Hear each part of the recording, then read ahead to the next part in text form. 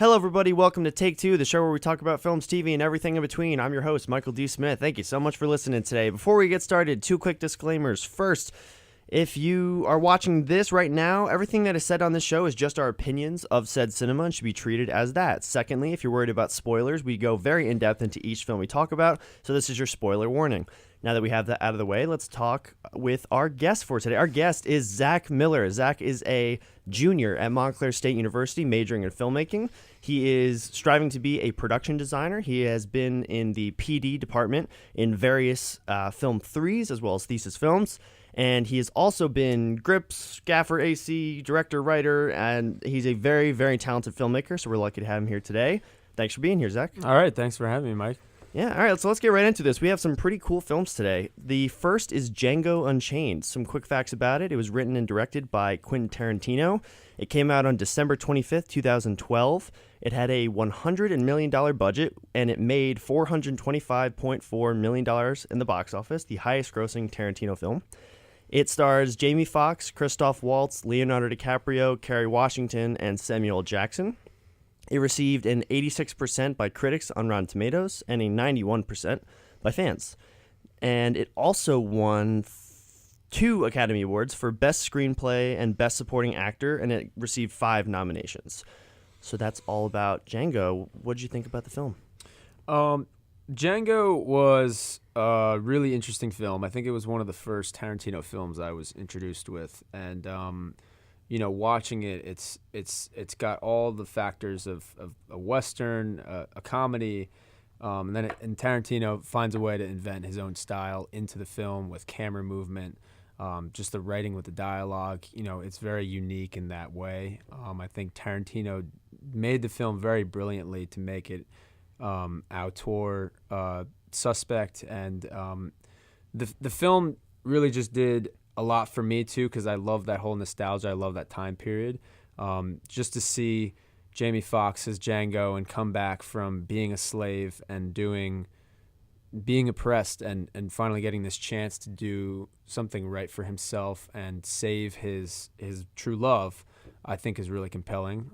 Tarantino definitely wrote a really good screenplay for that matter, and it was very entertaining all the way through. Yeah. I totally agree on everything you said. I love this movie. I thought it was very, very well made. It's actually my 18th favorite film. Found that out today. 18th favorite 18th, film. yeah. So you have like a list? But I do, yeah. I have. Okay. It started off as top 50, but then I broadened it to top 100 because I realized I have a lot of films that I like. Fluctuates every now and then. Yeah, it changes. Like I had I think Imitation Game was my 3rd favorite. Okay. But then I saw Whiplash and Imitation Game moved back. Just bumped down. Yeah, so it happens. But okay. So one thing I found interesting about the film, being all the points you brought up, was when I looked at some of the reviews on Rotten Tomatoes by the critics, a lot of the critics actually didn't like this movie. And I mean, it received an 86, which isn't low, but for a Tarantino film, I think it's for his repertoire and his style, I think it's pretty low. And one of the things I wrote down a couple, or actually no, never mind. I just wrote down one. It said a Western pasta dish that is overcooked to death. Okay. And when I read that, I kind of just sighed out loud because I was like, why do people not get it? They don't watch the film and kind of like what you said with the nostalgia. That's the point. Like, you're supposed to watch it with the whole, the famous Tarantino quick zoom to the eyes where it's like, whew, that's really over dramatized. And the gunshots with the blood. Right. It's bringing a new, fresh take to an older environment that's not as boring as some other films might approach it. It's giving a modern element to an old-fashioned take. Yes. I think the film just does that very well. It gives you a very fresh feeling throughout the film. The characters are very new. You have Christoph Waltz, who is a dentist, so to speak, bounty hunter, which is a character we've never seen put in this situation. He treats Django right off the bat as an equal. He says, look, I'm in this. I'll help you find your wife if you just help me too. And I think the characters are very interesting. Just the humor in making one of the settings called Candyland, and like DiCaprio's character itself too. We've seen plantation owners to a harsh extent, but not in the way DiCaprio himself has portrayed it. And Tarantino himself has also said DiCaprio's character Candy is the only character he truly despises. He's like the one character he thinks is just completely vile and is disgusted by just because of his actions and, making slaves fight to the death. Yeah. Treating the slaves just terribly. Like you see all these visual elements, and I think Candy is a very pivotal part of the film too. Yeah. So I think there's a lot of interesting elements that Tarantino puts into his films. Mostly his characters, I think, would be the most compelling of all of his movies. Yeah, and I actually forgot. I did write down two other ones.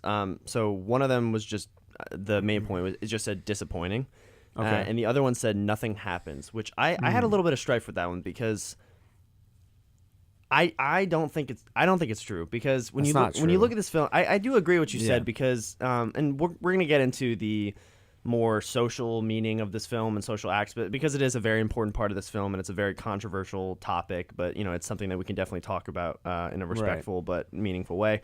And when it comes to the whole nothing happens thing, I think what you said about characters, Tarantino, when he won Best Screenplay, in his speech he said, I have to thank the actors because I want these characters to be remembered in film history as like you see them and you're like, that's Django. And I think he nailed that. I think a lot of his films, the stories are wacky and they're intense action films like Kill Bill or why am I blanking? Inglourious Bastards or what have you. And with these films, he just creates characters that are so entertaining and so they just engage you into the story so quickly. And I think Christoph Waltz is one of and Leonardo DiCaprio, they kill it in this film. Yeah, I think it's I don't want to say it's character driven because it's not character driven because there's a plot to it. His wife is kidnapped, or they're really split apart, and he has to find his wife again. So there is plot structure to his films. I think it's really, maybe we could be guessing, but I think Tarantino does focus on his characters first and then his story and throws these fine-tuned characters into a situation like what would happen if Django got pissed off and something he really only had left was taken away from him.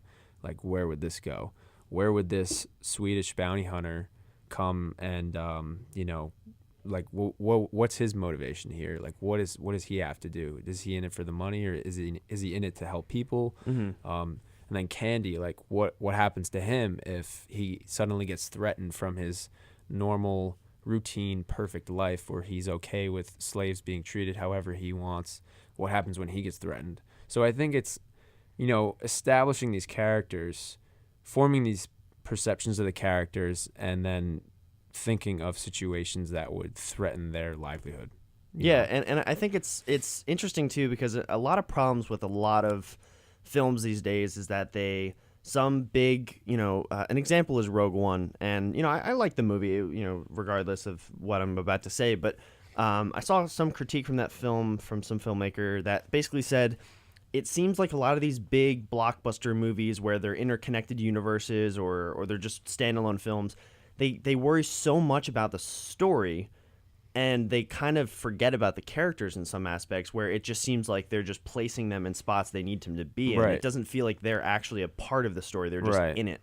And I think with Django, I think you could make the argument it's character driven because, the whole plot is that he's trying to get back his wife. So it's his drive and his motivation to get to his wife. You could definitely make an argument. Yeah, for it. And it's not a bad thing too if it is character driven. I think it's fine. But I do agree, and I also love the way he writes his characters because somebody like Christoph Waltz's character, Dr. Schultz, like you brought up, there's one of my favorite scenes that I wrote down was the bar scene where they walk into town and they have their own beers and he talks about bounty hunting and he talks about what he does and I love that scene mainly because he kind of, as he twirls his mustache, he basically says, I hate slavery, I'm not for it, and I need your help, but I'm in a position where I need your help and but I still feel guilty. Like I don't want to make it seem like I'm using you. I just I need your help. Yeah. And then they build that friendship, and they, I also love the whole scene at the plantation where he they point out the Brittle brothers, and they're like Yeah. one of my favorite parts in the movie is when he has the sniper following the guy on the horse, and he's like, "Is that John Brittle?" And he's like, "Yes." And he's like, "You sure?" And he's like, "Yes." Yeah. He's like, "You positive?" And he's like, "What?" He's like, "Are you positive?" He's like, "I don't know what that means." He's like, "It means you're sure." "Yes." "So you're sure?" "Yes." "That's John Yeah. Brittle." "Yeah." Boom, Right. and then it shoots. Like, it's just Yeah. really, really clever writing. These banter between the characters and stuff like that. You see that in, Reservoir Dogs. Like, they get hung up on all these stupid, meaningless phrases they exchange with each other, and they get like hot-headed about it. You see that in, just an assortment of his films. I think he really has a keen focus on making that banter between the characters as a big focus of their chemistry between each other. So yeah, I think he does that really well. And then, just Schultz's confidence in all of the scenes, pretty much, where he feels like he's outsmarted everyone. He's one step ahead of everyone.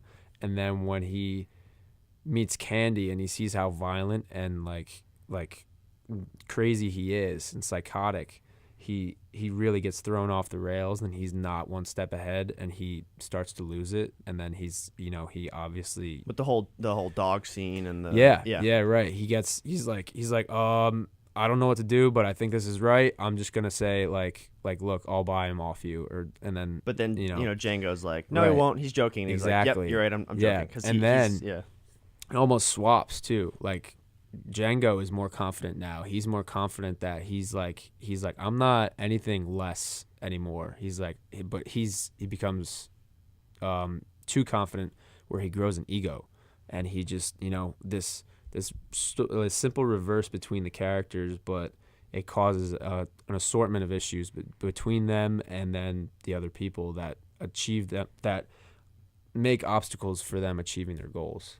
So, obviously his ego is going to get in the way when he's trying to get his wife back, and it fucks up the whole situation. So Yeah, and I can't get over how I'm trying to think of the word, how perfectly directed and how beautifully acted the film was, or how beautifully the actors acted.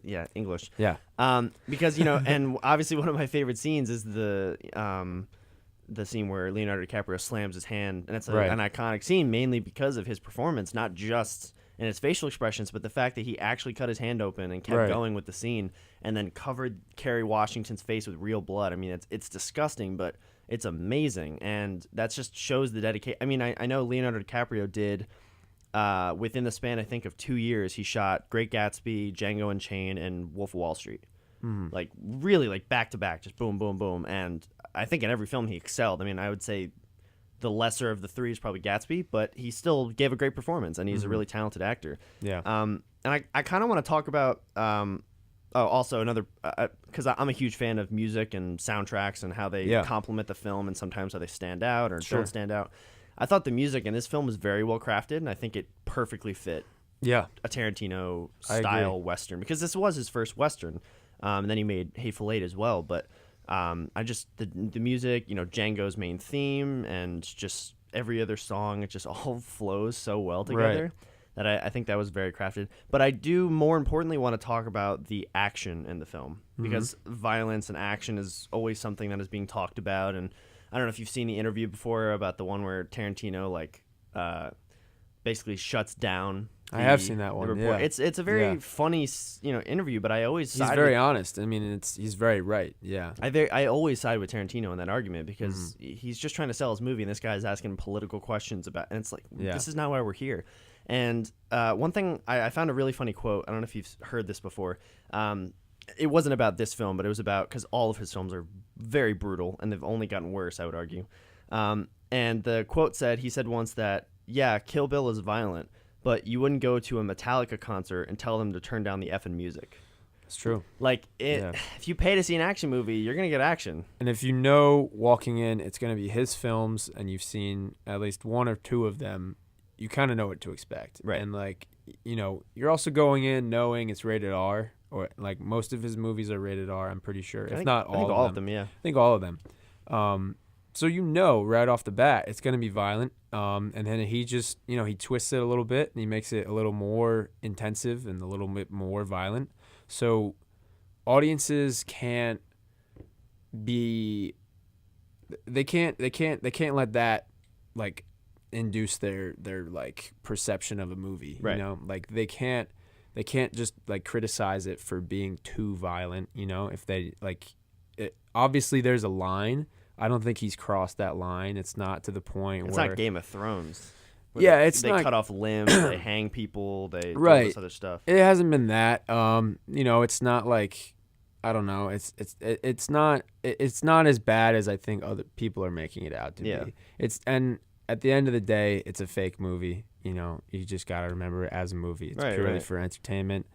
It's not. It's not a meant to provoke documentary anything. on the time period. It's a fantasy. Right. It's a Western. It's supposed to be, Right. like you said, it's fake. It's if you go into it expecting this has to be respectful, this Right. has to be this. It's like if it says rated R for intense violence, Yeah. and you go into it and you're like, wow, that was violent. It's Right, like, exactly. Yeah, exactly. Like, it was. That's the point. Yeah, and I think that what's really nice about filmmaking is there is no one style of doing something. There's no one style of making violence. There's no one style of action.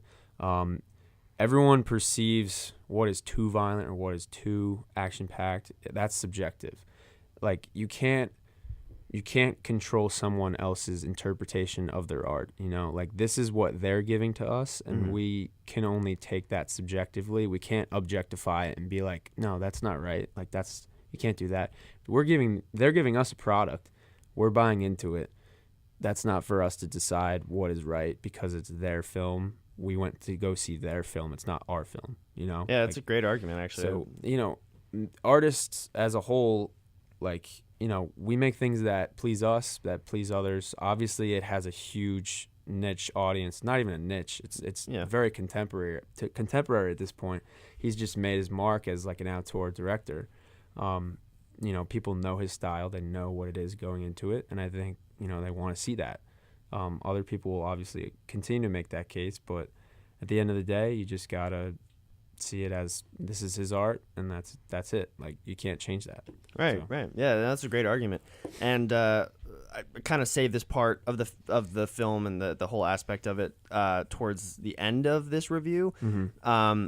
Being it is probably the most controversial topic, and you know, one of the major complaints from this film that I've seen online and I've seen from people that have talked to me about it in various places and various people is the excessive use of the N-word, as well as you know, brutal scenes of whipping, of just torturing the slaves, and you know, all that. And you know, I didn't want to talk about this at first because I think you know, me and you we're not in that arena. We don't feel that. We don't have any connection to that, so it's tough to stand up here and act like we know what we're talking about. It's true to an extent. There's only so much we can say. You know, if you can only say so much being a white person, having not gone through certain situations.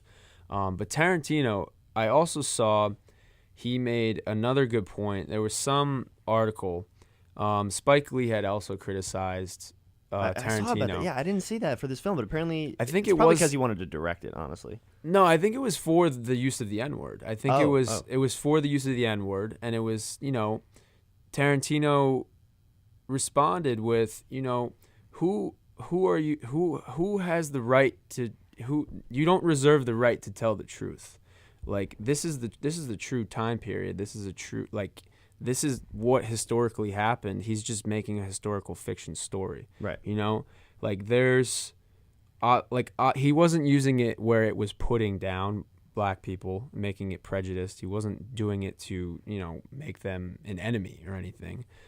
He was simply telling the truth. There's no, I firmly believe too that as an artist, there is no reservation for a right to tell the truth. You know, like a black person shouldn't be the only one able to say the N-word in a movie if it's historically accurate, like this piece is, just because they're black. Like a white person, I'm not saying like yeah, it's that's what I'm saying. It's right. I'm not being forward. We're not trying to promote the use of the word, and we're not trying to limit people. Not at all to recommend I would use it, but it's you nobody reserves the right to tell the truth. This is a true story. If you know, there's my thesis film coming up. I'm challenging almost the similar issue. I'm making a film about a runaway slave and a white Union soldier. And then, it's a very delicate thing. I'm approaching it with a lot of caution because I don't want to be offensive to it at all. But for me, I firmly believe, like I said, like I have the right to tell the truth. Like, and I'm not gonna restrict what did happen because some people might get offended by it. Like that's how history dies too. That's how the Holocaust could die. That's how like slavery could die. Like the minute you start to censor, because listen, because of people's feelings, right. It's like you have to, like again, not to say that you need to say it all the time, but like when you start to censor it, like you're saying, you can't do that. Like it happened. Like you have to be just as aware about it. I think it's even more important for a subject like slavery. It's even more important for a white person to acknowledge it. Yeah. It's something you have to acknowledge and grow from and tell the truth about, and I think that's what, he gets under a lot of criticism for using the N-word, but that's what happened back then, Yeah, I think you spoke about that beautifully. The way I look at it as well is, kind of what you said about silencing history is, I think one thing that has been kind of limited in film, at least from what I've noticed, is Native American screen time. Yeah. I think a lot of times in films like in, The Revenant or I can't think of any other films recently, maybe Last of the Mohicans, I'm not really sure, but a lot of times they either phrase them as a enemy or they just completely kind of say, oh, they're there. Or in Red Dead 2 even, they're in the game as well, slightly. And that's something that I think has been kind of silenced. I know myself, I actually got inspired from Django when I rewatched it. I'm currently writing a script that I probably have no intention of actually making anytime soon, but I'm writing it in the aspect of a feature film just because I want practice. And sure. It's actually about it's somewhat similar where it's two Native American brothers are tasked by the Union to assassinate former Confederate generals right after the Civil War to stop any further conflict coming from them. So it's obviously fictional. Okay. It's not actually real. But I really liked it because I figured I haven't actually seen anything about that. And I think people are becoming afraid to acknowledge history. And the reason why history is okay to acknowledge is because it's in the past. Right. Not saying that the world is perfect right now. It is. I would like to assume and safely say that it is much, much better than what it was. Right. But it's not perfect, but it's much better. And when you look at something like slavery, one film that I remember was 12 Years a Slave, which you saw as well, correct? Yep. Mm-hmm. And I think that's PG-13. I could be wrong, but yeah, I think it was more PG-13. for general audience. And that's something that's actually a real true story. So it's not fictional. I mean, some parts might be. Yeah. But with that film, I haven't watched it in a while. I'm going to assume they use the word a decent amount of times. They do. I don't think they definitely don't spread it every scene. Right. I think as much as Tarantino did, but they said it a lot. But with that film, I don't think from what I heard that a lot of people really criticized that film. I think a lot of people said, "Oh man, it's terrible that happened," but at least they were true. But then something like this, like that's more Django. fictionalized. These characters, to our knowledge, did not exist, and it's actually based off a book. I didn't realize that. He started writing it in around 2007, and it was off a book called it was off of an Italian film called Django. In the 1960s, it was a remake. Well, right. So, but yeah, reboot, with that instance in mind, obviously, when people see this movie and they complain that they shouldn't have said it that many times, or they shouldn't have used it, or they shouldn't have acknowledged, to me it's a little sad that people would go as far to say that in an art form, in a visual art form, you can't express and show people. I mean, and he said in an interview too, a lot of people, I just wrote a paper on this actually, on this film. And I wrote about how a general complaint is that people think that Tarantino is racist. And, I obviously don't know the man. I wish I did, but I don't. So I can't really speak for him on his personal life and his beliefs. But the thing that I always go to is that interview with, I don't know his name, but the interview where he says, "I'm shutting your butt down." That one. Yeah. Mm-hmm. In that interview, he says, the reason why I made this film wasn't because I wanted to make a film about slavery and just just do that. He did say he has wanted to make it because it's a very controversial topic and he's a controversial director. But he did say the real reason why he wanted to do it was because he wanted to give black men in America a Western hero that they can look up to.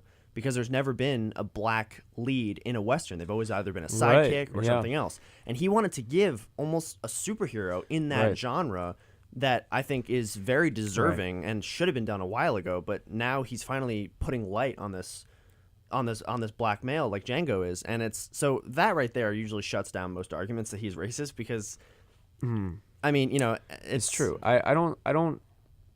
I mean, like you said, like we don't know him personally, but I don't see racism bleeding through his work. I think, like you said, like putting a African American protagonist in a role like that, making him the hero, making him the protagonist, even an anti-hero at times, is really compelling. And I think, you know, I think you can make an argument of why the amount of the N-word is thrown around and how it's comedic, and maybe that is pushing the boundaries a little bit. But, you know, having it in there so many times is all the characters really just see him as an N-word, you know? Like, they just see him as less. That word is meant to demean someone of being lesser than another man, you know? They just see them as it's a slave. A tool, it's an object, you know? Yeah. It's objectifying someone, and it's constantly thrown around other black people in the film, thrown at him, and you know they perceive him as less, and you know he's saying, I'm not just this, I'm bigger than this, you know, and I can be bigger than this, and I'll kick your ass. And like you see that happen in the film. So although there's a lot of comedic elements into it, I think it really underneath subtextually, it's him being empowering. Like there's just the one scene too where he rides into town on a horse and everyone's staring at him. They're like, and they literally say, we've never seen an N-word on a horse before. Yeah. And then you're like, oh crap, yeah, I didn't even think about that, because he's getting this power back, and like they still think he's less, like, so he doesn't belong on the horse, like he shouldn't be on that. But he's showing him, no, I'm more than this, and I'm riding next to someone who's white.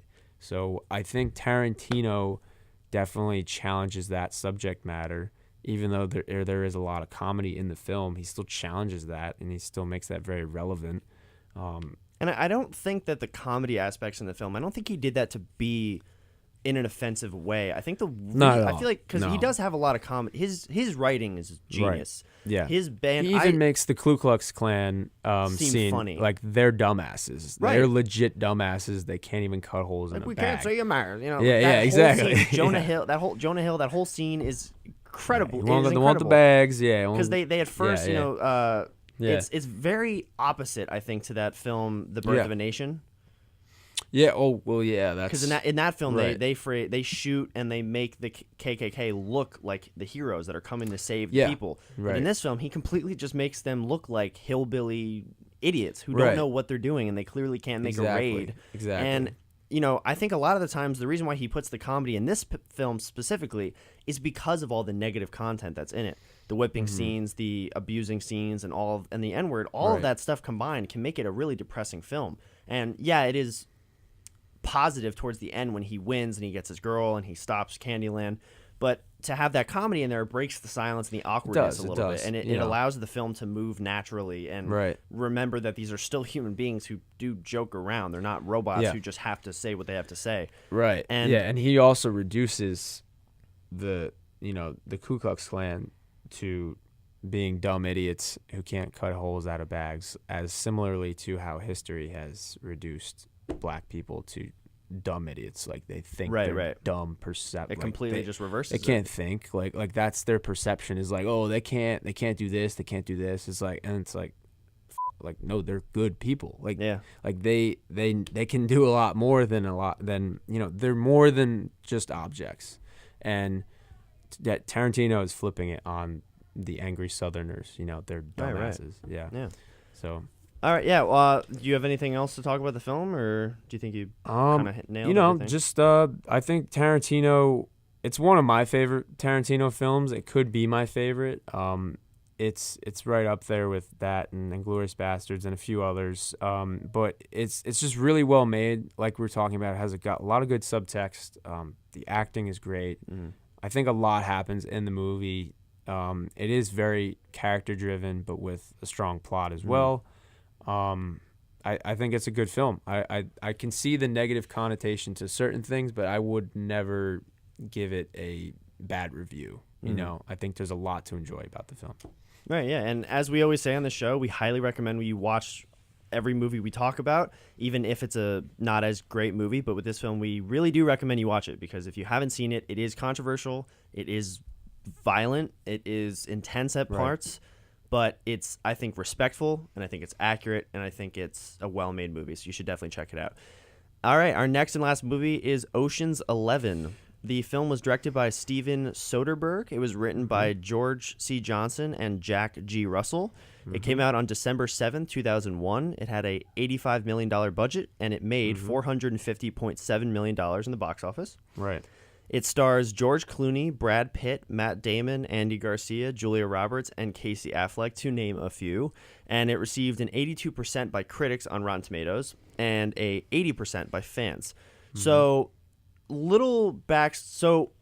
I had not seen this movie because I know I recommended it to you. Right, you said there were a couple films you recommended, and I loved all of them. Another one is Prisoners, which I'm gonna be talking about with another show. Another show, yeah.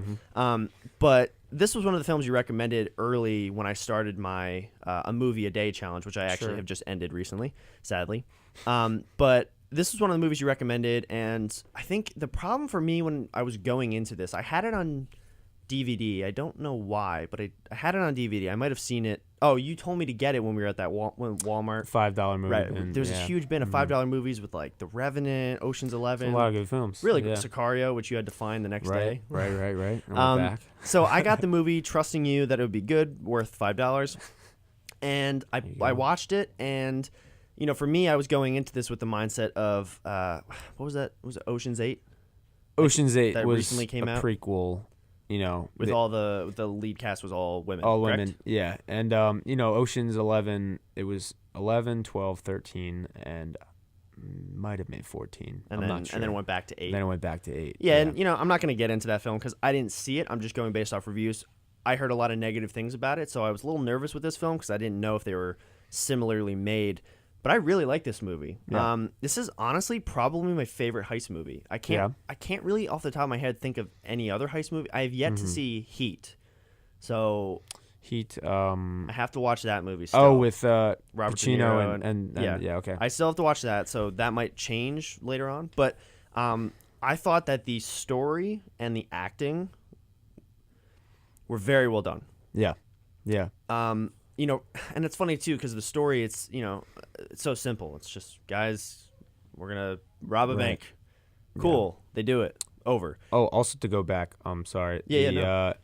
Ocean's 11 was actually, there was an original Ocean's 11 with the Rat Pack group, so it was like Sinatra, Sammy Davis Jr., Dean Martin, and some other stars. Oh wow. So they had actually rebooted it, but yeah, just to rewind, but no, I thought the film was really, you know, it's a fun movie, and that's like all it is going through it, and that's like if it still had its plot holes, if it still was like, if there were still issues with the film, I could still sit there and watch it and say this is a fun movie. Yeah. You know, I would sit through this, no problem. I would turn it on if there was a lot of problems with it. But this movie, it's a really good screenplay. The chemistry between the characters is hilarious. So good. Yeah. You know, you get each of their personas within the first half hour, maybe less. Of the I think movie. Casey Affleck is probably my favorite. He's just so stupid. Like, right. I think him and his brother, they just banter. They're just back and forth. And I also, you know, what you said about chemistry as well and the writing. Yeah. I thought Clooney and Pitt together on screen, George Clooney and Brad Pitt together on screen were very, very great together. I thought they had a great friendly chemistry. But then I also thought that George Clooney and Julia Roberts, I thought they had a great setup. My favorite scene in that movie, the writing is so good.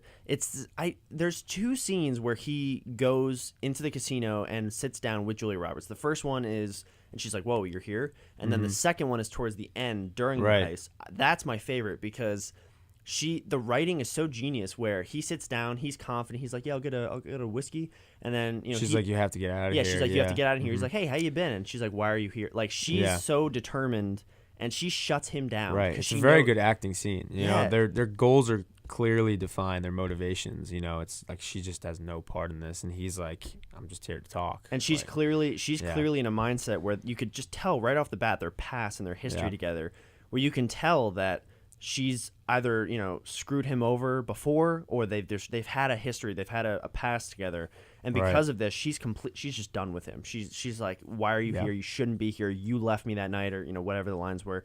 But he's so he's chill, he's having fun, he's like trying to be confident and not seem like emotional, and it's just a really well written scene. And I also thought Andy Garcia was great.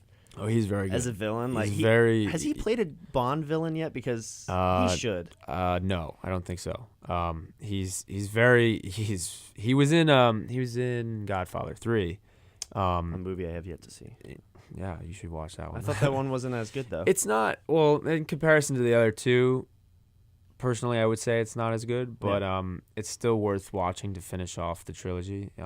But yeah, he's a very talented actor. He can definitely, like, I was pretty scared of him at points in the movie just because of, like, he is one of the richest men in Las Vegas, maybe the country. You have no idea who he can get to chase you down or, like, what else he can do. And clearly he's just about his money, his power, you know, keeping things for a prize, including Tess, Julia Roberts' character. So I thought that was really compelling. And then the plot is so well done that you have Danny, who Brad Pitt questions him. He's like, I don't know if this is a good job for you because your ex is involved. Like, this could really throw you off your game. So you have this dynamic where he's trying to get his ex back and get this money for the group. And, you know, there's always this question involved, is which one is he going to choose? And then in the end, it's like he gets both of them. Right. So, it's just such a good screenplay. And then, like, my favorite part of the movie is they have you, the best part is they have you focused on these deceptions, and they deceive you themselves. Like, you think you know more than the characters in certain moments, and then, like, when they break into the safe, you're like, how are they going to get out of this one? That was one of the best twists. Like, I did not expect that at all. You wouldn't, yeah. It was so good. Even when when Andy Garcia finds Brad Pitt talking to Julia Roberts, they take him into a room and they say, beat him up. And then you just hear the guy going, hitting himself, and then he leaves. Yeah. It's just so good. And one thing you talked about, too, was the whole, you know, the plot is relatively, you know, it's an entertaining plot, and it's definitely well thought out.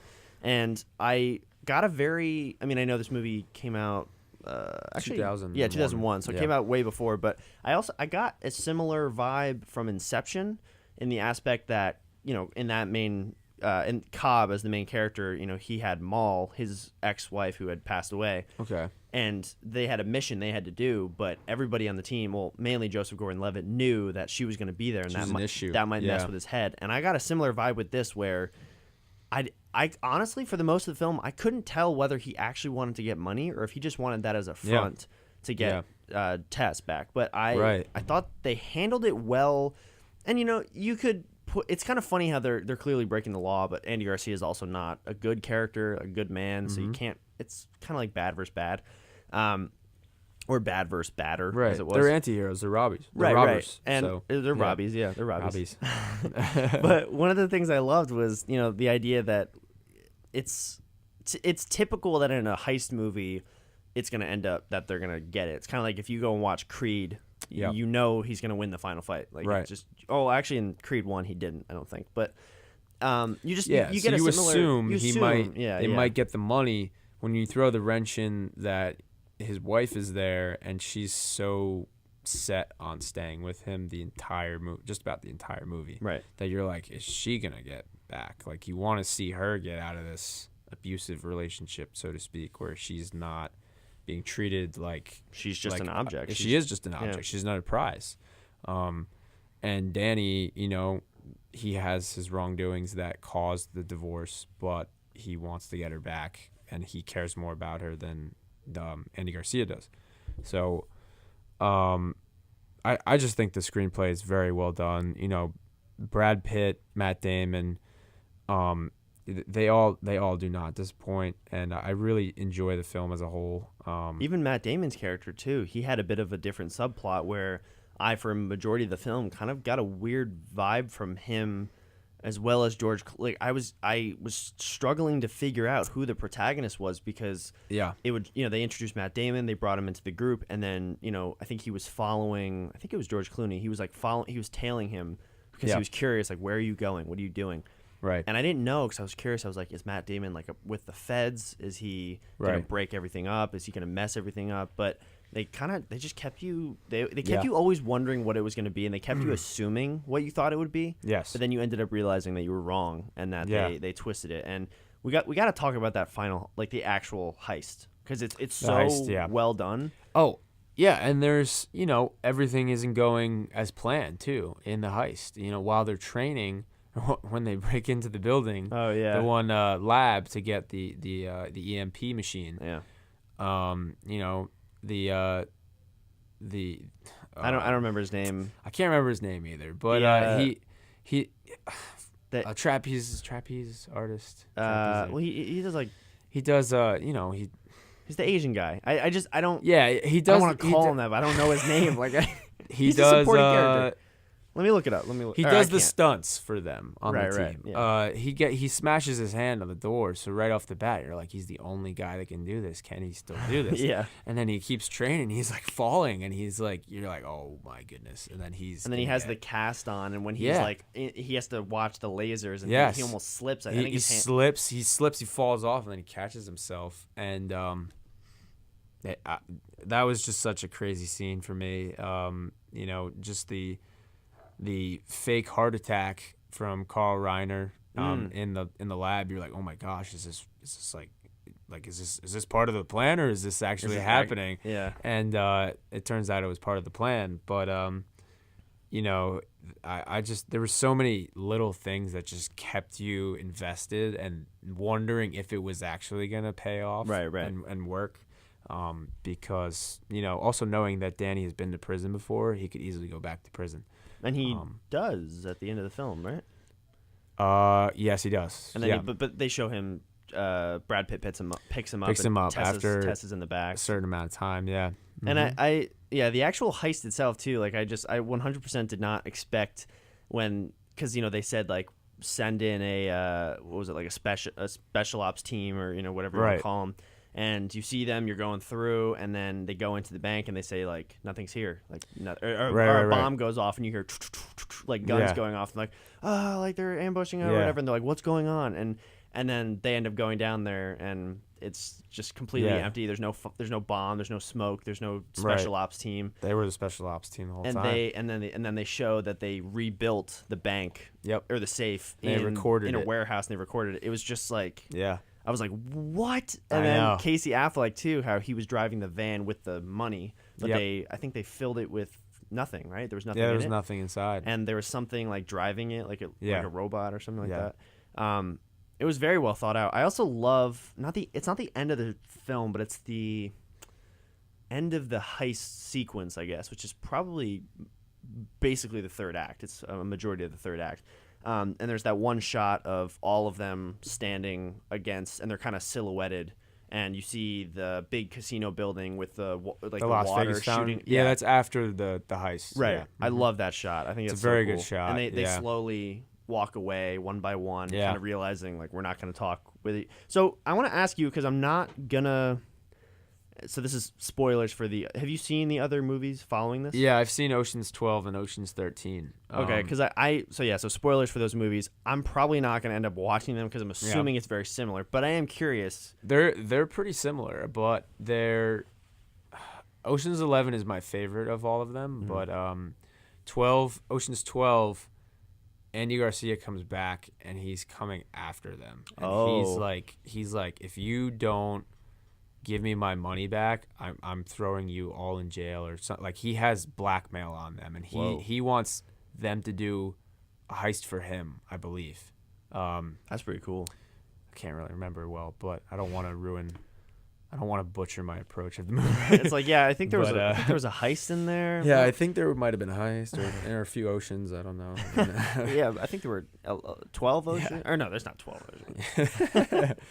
But yeah, so that's pretty cool. I didn't. It is pretty cool. Yeah. So they all lead into each other pretty well. It still has that fun, like quick cutting.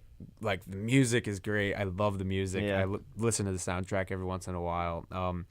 I think it's one of the films that could have influenced Edgar Wright a lot. Maybe for like Baby Driver, just that humor, quick humor, fast cuts, like just jumping into the story. The characters are just playing off each other so well. So it's definitely a lot of like it's one of the better heist movies for that reason, I think, because the characters are interesting and the story is interesting. It's not just about the heist, Yeah, and I also there's one scene I wanted to talk about or one transition, as it were, that is actually it's amazing. One of my favorite things to do is when you go back and watch certain things, and as you learn stuff in school or on the internet or whatever, and you slowly start to realize like, oh my god, they did that, or they used this technique, or like I didn't even notice that. Like, so there's one sequence where it's before what is the character who is the first that George Clooney and Brad Pitt go to. He's like Roman or something, isn't it? Something with an R. He's like he's wearing the robes all the time, and he has like the big glasses, and he's older. Yes, that is the guy who has the heart attack. No, that's Ruben. That was it. He doesn't have the heart attack, but okay. Saul has the heart attack. Saul. Right. Yeah. So it Carl was Reiner. It was Ruben. Yeah. So there's a scene where the two of Brad Pitt and George Clooney are in an elevator, and George Clooney has this like I think it's a blueprint in like one of those tubes. Kind of like from National Treasure, like the white tubes. Yeah. And he's kind of like putting it back and forth on his hands, like just tapping his hands or whatever, and they're talking about it. Then the elevator doors close, and he lands the tube facing towards the middle of the screen. The elevator doors close, and it transitions to this next scene. And the shot of the scene with Ruben, it's a wide shot showing an entire backyard and a pool. And on the right... Oh, hello. On the right side of the frame, you see in the distance, you see the three of them sitting at a table. Yeah. And what I noticed was the transition when it comes to a close, you notice that the thing he was passing back and forth, when it lands, the eye line is directly to where they want you to look to see them sitting in the chair. So there's, and I think there's actually 3 different things that focus your attention towards the 3 of them. There's like lighting is one of them where everything is in shadows, but they're in light. And then the whole hand thing, and then also the symmetry of like the trees and everything. It's like a beautifully crafted shot and transition. So all these cues that draw your attention and like obviously are very planned out ahead of time. And you would never notice if you didn't go back and look at them. You wouldn't. And the normal audience member would, they would just think that's a cool way to transition into the next thing, but they don't, they might not notice the time and effort put into that. True.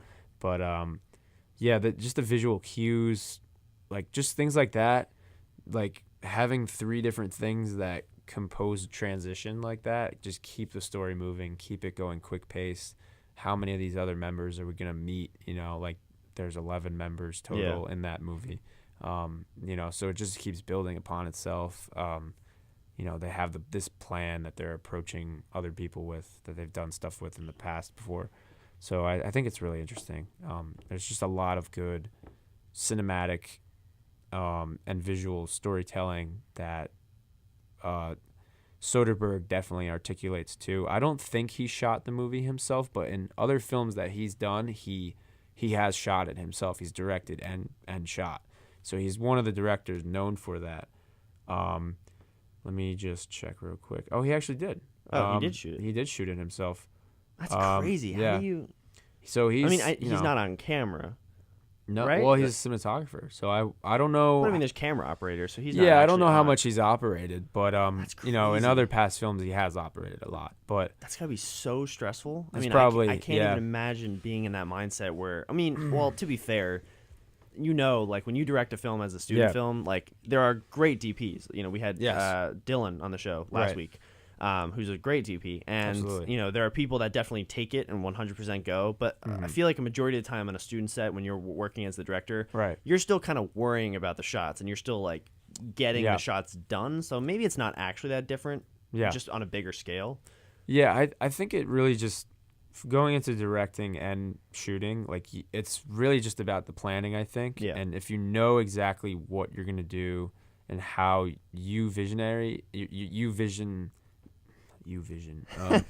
how you want to approach your vision.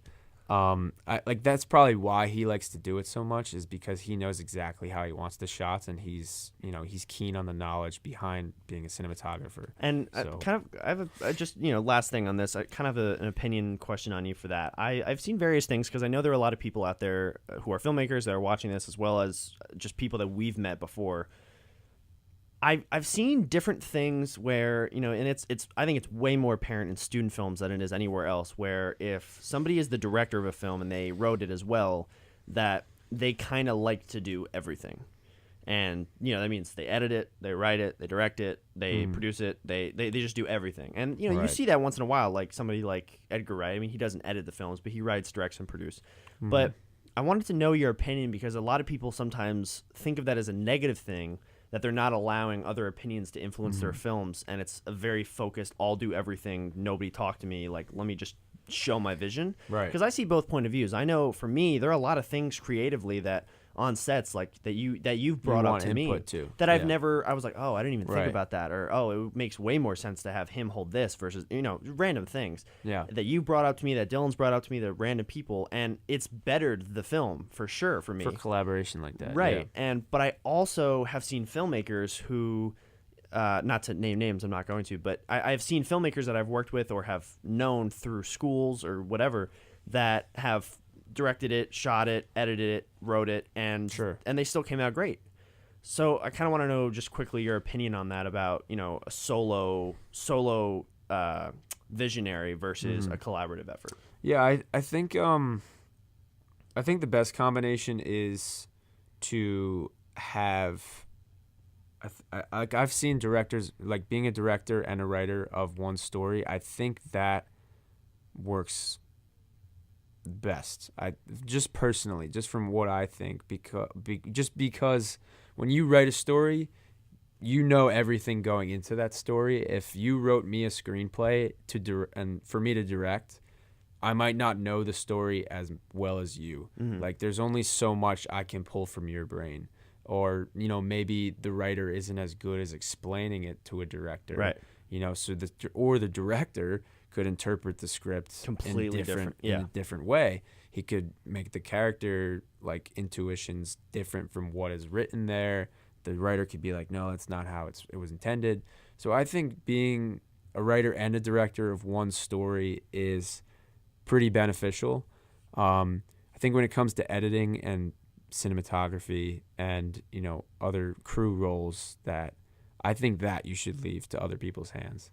I think when you edit a film, outside of student films, or even student films, you can get an editor to make a clean composition of the film. Like in my experience, like recently I've had someone edit my film, like just a clean slate, and then we go over it, we watch through it, what shots don't work, can this be longer, can we have more of the tighter coverage on this actor because it's an intimate moment. So it's just about, like, I think when you take on these roles, you're definitely giving yourself a big burden, and you definitely it's good to do, and I think it can work for a lot of people. But in my experience, I think it's best to approach different positions with other opportunities for other people. I think there's definitely, like, film as a whole, the reason it works so well is because it's a big collaborative medium. You can't really have collaborators on canvas paintings or even music to an extent. Sometimes a lot of times it's one person's sometimes vision. it's one person. It's like, I want to write this song, I want to do everything with this song. So I think film just has a huge advantage in that way, that you have collaborators for that, and you can collab. Like there's a lot, like writing a script.